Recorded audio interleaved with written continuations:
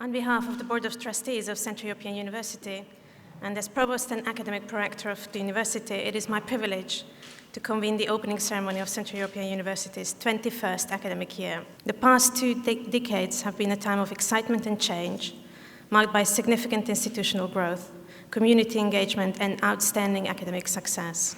We look forward to even greater achievements in the next 2 decades, and we are confident that everyone at the university will play a crucial part in this unfolding process. CEU was born out of a great promise and a powerful idea. The promise, as you know, was made 20 years ago when the walls in this region came down and people could finally come together to teach and study and learn. The idea was that a society where people are free to inquire and experiment and take risks is the place to build a new kind of institution.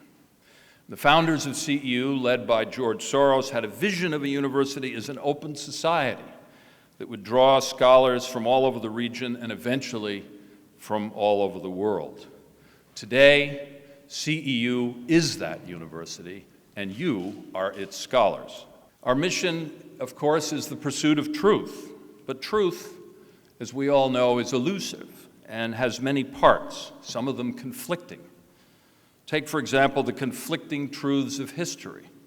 History has placed a heavy hand on many of the nations and peoples represented in our community. We have an obligation to study history so that we can understand the different parts of truth that burden different nations and peoples in different ways. If our mission is the pursuit of truth, we must also study the realities around us. We must use the tools of critical thinking to address the challenges of our time: the economy, the environment, the rule of law, the organization of society, democracy and governance, media and communication, international relations, human rights and security, and the many other challenges facing the world today. We live in an age of manipulative and instantaneous communication. In this environment, facts are often less understood than advocacy, and certainly less respected. Analysis, less understood than ideology, and truth, less apparent than prejudice. So as CEU students, if I could say there's one thing that you must do while you are here at CEU, and many of you have already done this, and that's why you're here, is learn to think for yourselves. I want to say that, as the Rector-President said, this is a different kind of university that places a different kind of obligation on you as students. And that is, it is not only a place where you continue traditions of scholarship, but also think about ways in which you can actually enter the world in ways that are not purely related to the academic traditions. This is a university that really wants to change how universities interact with their societies. It's a deeply felt conviction, so that unlike some graduate universities, most of you will not end up in academic professions or quasi-academic professions, but many of you, even those of you not in the School of Public Policy or in the School of Business, will end up in practical roles in your societies.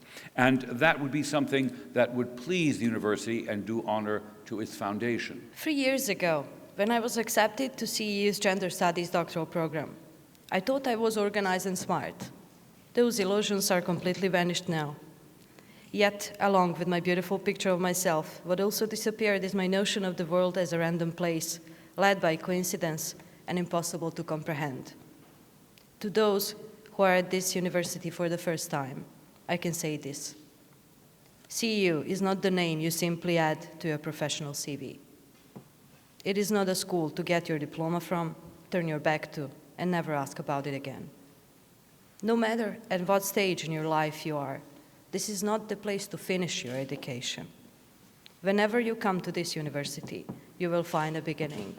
I come from India, the land of many identities with 114 languages, 7 major religions, innumerable cuisines, 28 states, and 1.2 billion people. So I'm not a stranger to diversity, yet only a week at CEU has introduced me to even more wonderful cultural variation. It feels refreshing to have warm, pleasant interactions with friends from countries and communities that I would otherwise not have had the opportunity to meet. Like many of you, I'm new to CEU and new to Budapest, and I look very much forward to experiencing the excitement that Leon Botstein described to us, the amount of history and excitement that can be seen in the city, and I'm sure you will join me in doing this.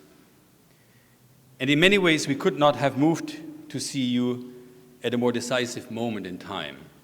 The biggest challenges of our time are by now of a complexity and magnitude that the institutions currently governing our world are unsuccessfully struggling to manage them. While the world is producing an amazing amount of knowledge at all different levels, global, regional, local, our institutions, conceived at different, less complex times, are failing to coherently harvest this knowledge for collective problem solving.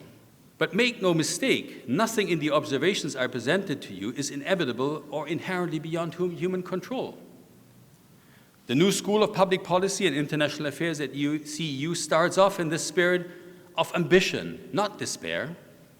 Contributing to improving governance will be at the heart of the school's mission. We will educate our students not to become uninspired technocrats and color-by-numbers administrators, but informed, open-minded, and responsible change makers in all arenas of governance. Dear students, let me express the hope that you will take that spirit that guides the school as an inspiration for your own studies. If Benjamin Disraeli was right, and I strongly believe he was, that there is no education like adversity, this is an exciting and energizing time to be a student. And I would challenge the whole CEU community to follow suit and push the boundaries of our still young institution.